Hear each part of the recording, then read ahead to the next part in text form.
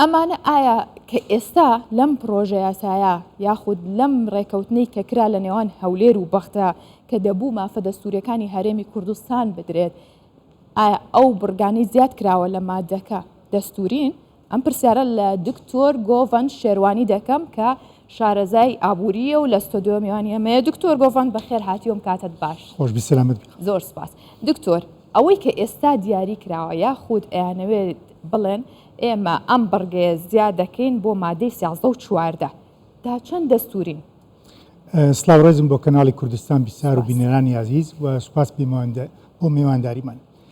ئەوەی کە گرنگە بزانین ئێمە بەپێی دەستوری عێراقی مادە 62 ثانیەن بە ڕوونی دەستنیشانی کردیە دەسەڵاتی پەرلەمان چیە سەبارەت بە یاسای بوجە. ئەڵێ بەرلەمان بە نەسەکەیە بۆی هێتەنها مناقلە بکە نێوان بەشەکان و سەکتەرەکانی جیاواز و بۆی هەیە چەند بڕگە پارەکان کەم کاتەوە، بەڵام بۆی نییە زیادکە بری پارە لە هەر بڕگەیەک. ئەگەر ویستی زیادکە ئەو کاتێ دەبگەرێتەوە بۆ سەرۆکاتی ئەنجومەنی وەزیران بەغا. بۆیە ئەوەی کە کراوە زۆر تەجاوزە لەسەر ئەو دەسەڵاتی کە پێی دەستور بۆی دانراوە. ئەوەی کە بینیمان لە گۆڕانکارەکەی بڕگەکانی 13 و 14 داڕاشتنیی نوێیە بۆ ئەم بڕگانی کە لە حکوومەتەوە هاتووە. طبعاً ئەم ڕەشنووسە عرض کراوە لەسەر پسپۆران لە وەزارەتی دارایی و پەسەند کرا سەرجەم وەزیرەکان و سەرۆکاتی ئەنجومەنی وەزیرانی بەغا، دواتر نێردرا بۆ پەرلەمان و وردەکاری تەکنیکی و فەنی و ئابوووریەکان و داراییەکان بە وردی لای وزارەتی دارایی هەیە. ئەم ڕەشنووسە بەتەواوی لەو لادانراوە. ئیتر ئەوەی کە بۆ پەرلەمان هەیە تەنها چەند خاڵەکە دەستکاری بکە، بەڵام ئەوەی کرا بەداخەوە گۆڕانکاریەکی ڕیشەیە توان بڵێم و زۆر ڕوونە کە مەبەستەکی و دوافعی سیاسی لە دووە، ڕەنگە نیازوا بیت قەیرانێکی دروستکە و تێکدانی ئەو پەیوەندی باشی نێوان هەرێمی بەغا. قەیرانە و تێکدانی ئەم پەیوەندی لە نێوان هەولێر و بەغدایە سوودی کێ؟ یعنی کێوێت ئەمە ڕووبات؟ خۆی نەحەزانی هەرێم و نەحەزانی کابینەی سوودانی بەتایبەت لەو شش مانگەی ئارام بوو لە کابینەی سوودانی، زۆر هەنگاوی باشیان نا بەرەو چاکسازی، بەرەو چاکردنی ئابووری، بەرەو پتەوکردنی و چاکنی پەیوەندیەکان لەگەڵ هەرێم بەتایبەت ئەوی باسمان کردەوە کە بەدەستکەوت ژمار دەکرێت ڕێکەوتنی مانجی نیسانی ڕابردووە کە باستان کرد کە زۆر گرنگە. ئەمە تقریبەن بیناغەی پەیوەندیەکانی سەکتەری نەوت و گازی ڕێکخستەوە مابینی هەرێمی کوردستان و کە یەکەم جارە بەو شێوە دابمەزرێ و دەبێتە بنەمایەک بۆ یاسایی نوێی نەوت و گازی عێراق کە ئێستا کاری لەسەر دەکرێت. خۆزگا ئەو یاسایەکە پێش لە دەرچوونی یاسای بوجە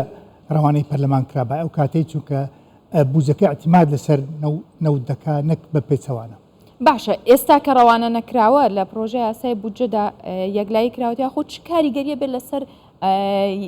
کەرتی نەوت و گاز، لەسەر یاسای نەوت و گاز؟ ئەوەی کە باسمان کرد جگە لە ئەو بڕگەی 62 دەستور بڕگەی ترش هەیە پێشیل کراوە. یەکەم گرنگترین بڕگە ئەوەیە کە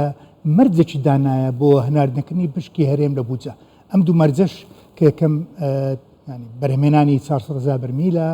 و ڕەوانەکردنی سەرجەم داهاتەکە ناونەوتیەکانە. ئەم دوو مەرجە پێشیلکاریە لە مادەکانی دەستور 121 ئەوەلەن و 112 ئەوەلەن و 121 ثالثەن، چونکە پشتی پارێزگەکان و هەرێمەکان بەبێ هیچ مەرجەک بەپێی ڕێژەی دانیشتوان هەناردە دەکرێت بۆ هەموو پارێزگەکان و هەرێم و هیچ مەرجێکی تێدا نیە. ئەگەر ئەو مەرجەدا بنێ ئەو کاتەی دەبتە بیانۆیەک بە هەر حجەتێک بە ئاسانی ئەو بودجێ بەتەواوی ببڕدرێت. باشە، ئەو مەرجانەی کە دانراوە بۆ حکوومەتی هەرێمی کوردستان و لە لایەکی دیکەشەوە ئەو 400 بەرمیلەی کە دەبێت بینێرێت لەوەش ڕێگری بکرێت. باشە، لەوەش نەنێردێت. چ ڕێگە چارەیەک هەیە؟ ئەوەی کە سەیرە هەندێک بڕگە باسکرا لەو تعدیلاتەی مادەی 13 و 14 باسی دەکا کە هەرێم بۆی نییە لە پارێزگای کەرکووک و مووسڵیشکە. ئەم تەفسیلە پەیوەنددارە بە یاسای نەوت و گاز، بۆی نییە دابنرێ لە یاسای بوجە، هەر علاقەی پێوە نییە. وەرەوە بەشی ترش بەرگەی ترشەیە کە بە تەواوی پێشیلکاری پێگەی هەرێمە لە دەستوری عێراقی کە بە پێی مادەی 116 و 117 دەستور پارێزراوە. ئێستەمە کێشەکەمان لە کاتێکدا بەو شێوازە ئەگەر ڕەوانەی پەرلەمان بکرێ زۆر مەترسیدارە، چونکە ئەو بودجەیە بۆ 3 ساڵە واتە قەیرانێکی 30 ساڵی بەردەوام دەبی و احتیمالە وا دەکات هەرێمی کوردستان هەڵوێستەچە بیتن هەرچەندە ئێمە ئەو ئەخبارانەوە باز دەکات لەسەر ئاستەی بەرز نێوان سەرکردایەتی حیزبەکان لە پەیوەندیدانا بۆ چارەسەرکردنی ئەم کێشەیە چونکە ئەوەی وا دیارە حکوومەتی عێراقیش ڕازی نیە لەو گۆڕانکاریە کە کراوە چونکە پێشێلکاریە لۆ ئەو ڕێکەوتنەی کە مانجی نیسان واژوو کرا پێشێلکاریە لۆ بەرنامەی سیاسی تەحالف ئیدارەت دەولە کە لە مانجی دەی ڕابردوو و لەسەر بنەمای ئەم تەحالفە بوو بەرنامەی کابینەی سوودانی و ئەو بەرنامەیە بە تەواوی عرضکرا لە پەرلەمان و پەسەندکرا لە پەرلەمان بۆیە هەر بڕگەیەک کە ببتە هۆی تێکدانی سەقامگیری ئابووری و سیاسی لە عێراق پێشیلکاری لۆ اتفاقە سیاسی پێشیلکاری لۆ اتفاقی مانجی نیسانیشەوە بۆیە زۆر کەس وا تەسەور دەکە ئەو تعدیلاتی کە کرایە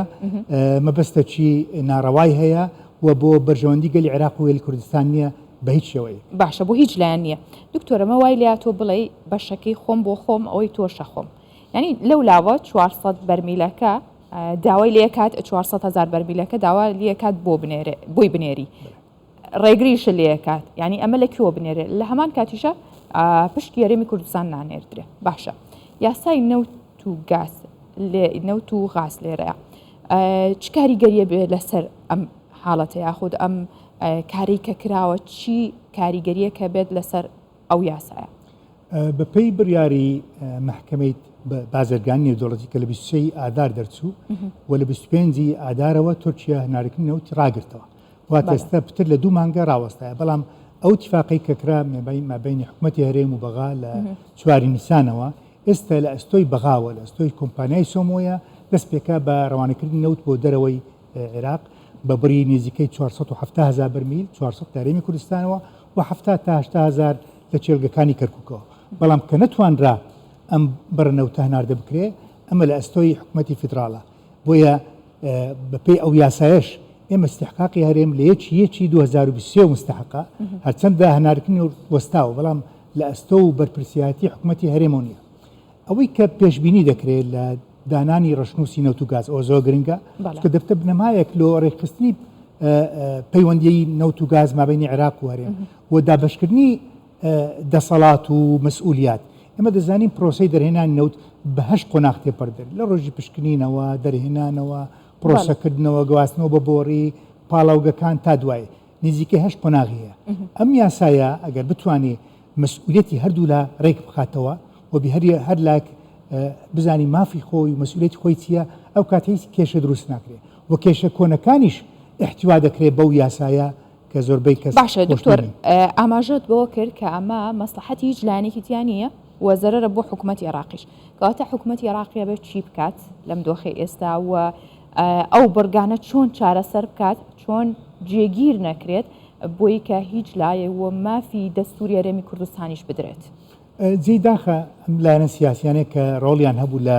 داڕاشتنی ئەم دوو مادەیە 13 و 14 بەو شێوازە هەر بخۆیان ئەندامن لە تەحالف ئیدارەت دەولە واتە ئەوان بەشێکن لە پرۆسەی سیاسی و نەدەبوایە ببنە کۆسپەیەک و مشکلەیەک سەبارەت ئەو پرۆسەی سیاسی کە تا ئێستا بەباش بەرەوە دەچوو ئێستا وەک باسمان کردەوە بە بۆچینی خۆم وایە ئەوێت لایەنە سیاسیەکان و سەرکردایەتی و سەرۆکاتی هەردوو حکوومەت لە ئاستەی بەرز کار بکەن و هەوڵ بدەن ئەم ڕەشنووسەی بە هەمان شێواز کە نێردرا بۆ پەرلەمان لەلایەن وزارەتی دارەویە بۆ شێوە تەمریر بکرێت بۆ بەرژەوەندی هەموو لایەکە و عێراق ئێستا پێویستی پێ نییە قەیرانێک و ئەزمەکی سیاسی زیاد کاتن بۆ ئەو وەختە ئەو وەزعیکە هەیە باشە دکتۆر پێم خۆشە جارێکتر ئاماژە بەوە بکەیتەوە ئایا پەرلەمانتاران ئەتوانن دەستکاری بڕگەکان بکەن مادەکان بکەن یا تەنها بۆیان هەیە مناقەلات بکەن یاخود گۆڕانکاری بکەن ئەوەی کە بەڕوونی باسمان کرد مادەی 62 ثانیان لە دەستور خۆی دوو بەڵگەیە مادە 62 ئەوەن دەڵێن حکوومەت ڕەشنووسی بوجە دەڕەوەندەکە لەگەڵ حساباتی ختامی ئەمان حسابات ختامی نییە کە ساڵی 2022 هەموو ساڵەکەتەوە بوو بێەوەی یاسای بوجەمان هەبیتن بۆیە ئەم بۆشایەکی یاساییە ئەم ساڵە